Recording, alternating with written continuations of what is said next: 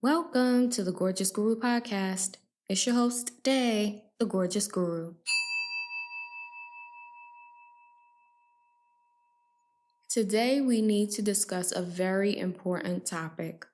Violence against women is an epidemic.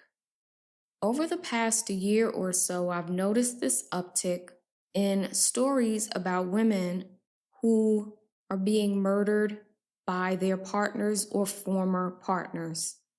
I feel like every week I see a news story about a woman who was murdered by her boyfriend or husband or an ex, and I'm truly disturbed by it.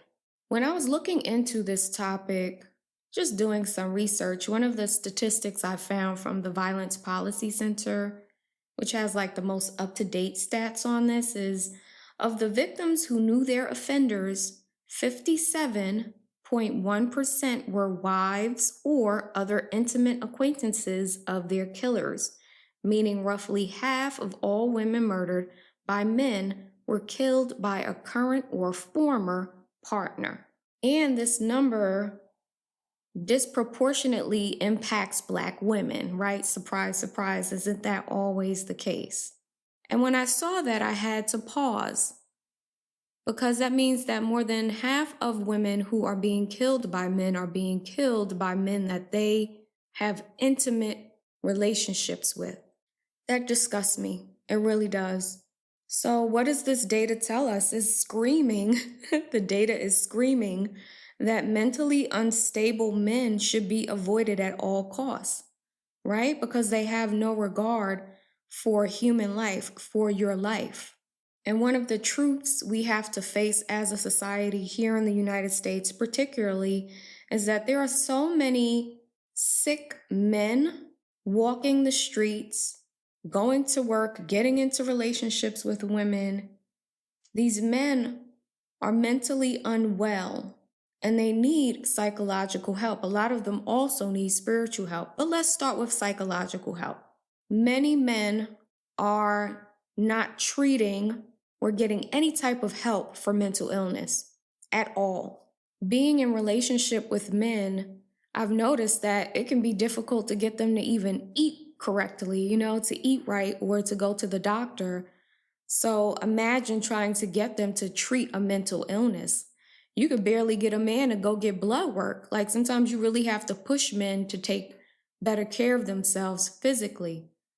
So I'm not shocked that there are so many men who are walking around with untreated mental illness. It's not shocking at all.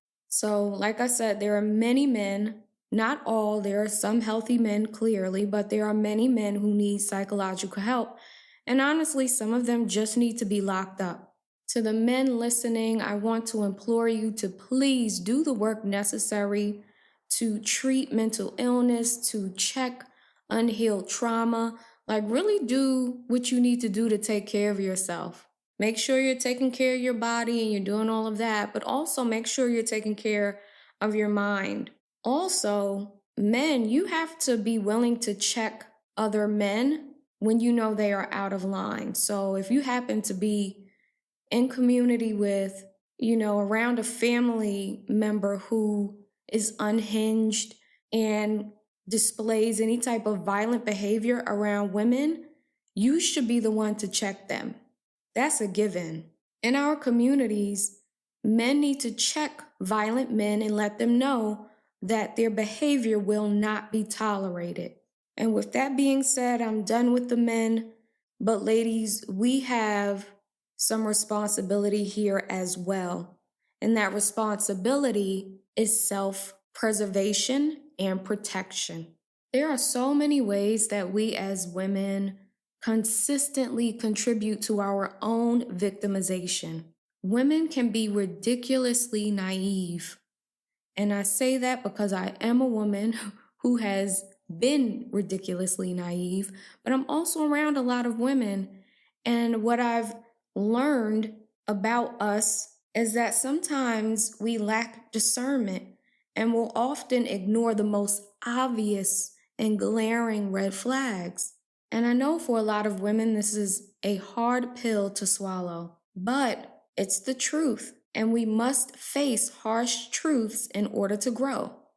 That's the only way it's going to happen, right? We have to see ourselves clearly.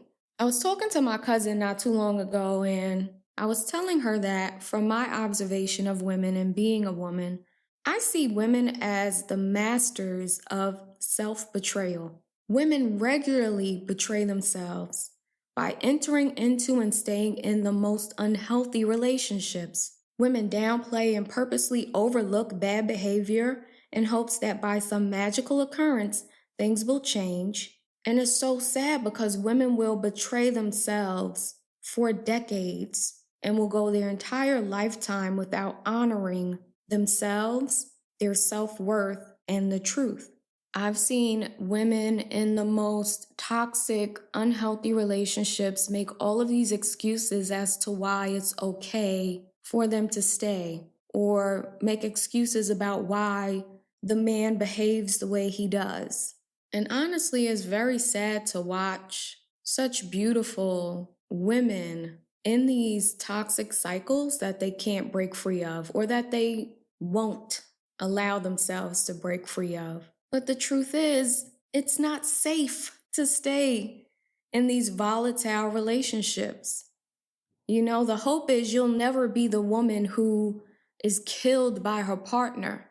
But with this epidemic we're facing, you could be that woman.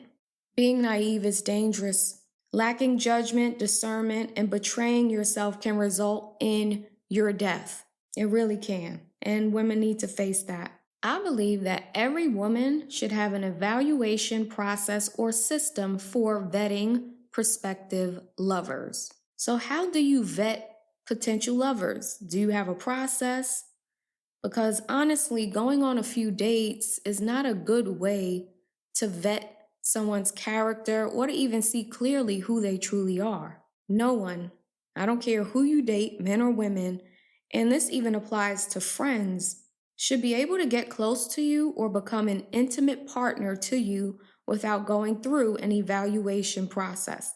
Honestly, ladies, we don't have the luxury of being so lax. We don't have the luxury of being naive. Women are being killed by men they love and sleep with. But even in friendships, it's important to have an evaluation system so that you're not so easily giving your trust to someone who may not deserve it.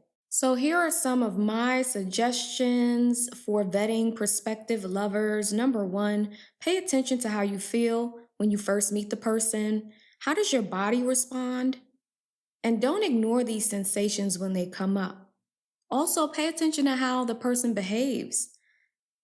Are they kind? Are they nasty? Are they rude to people? Pay attention to everything. Number 2, sit and meditate on their energy. So this will come more naturally to you if you already have a meditative practice, right? If you're someone who meditates on a regular, after you meet someone, just sit down and pay attention to what comes up as you meditate on their energy. What visions, words, feelings come up, pay attention to it all. If you're someone who receives intuitive impressions, this is a great practice that will reveal a lot to you. The number 3 way you can vet prospective lovers is ask your ancestors to reveal this person's character and watch out for the answer.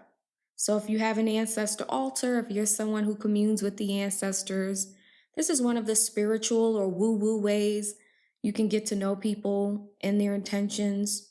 Now let's take it to a more practical space. Number 4, run a background check on their ass. You know, you'll find out that some of these men are married. A lot of married men are dating, actively dating, but that's a great way to find out if the person is who they say they are. And I know that might seem extreme to some people, but it's just too much going on out here to be lax and naive, y'all. That's it.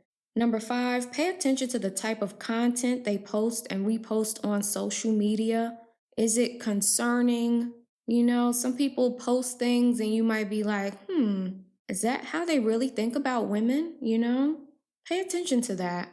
Number 6, if you have mutual friends in common, ask for their honest opinion. about this person. A real friend will give you the unadulterated truth. Number 7, if you're an intuitive like me, do a reading to get a sense if it's safe to interact with this person.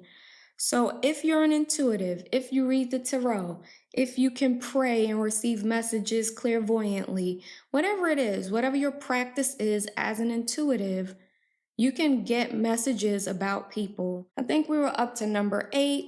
Number 8 says, listen. You can learn so much about someone's thought processes by just listening to how they speak, about their experiences, past relationships, etc.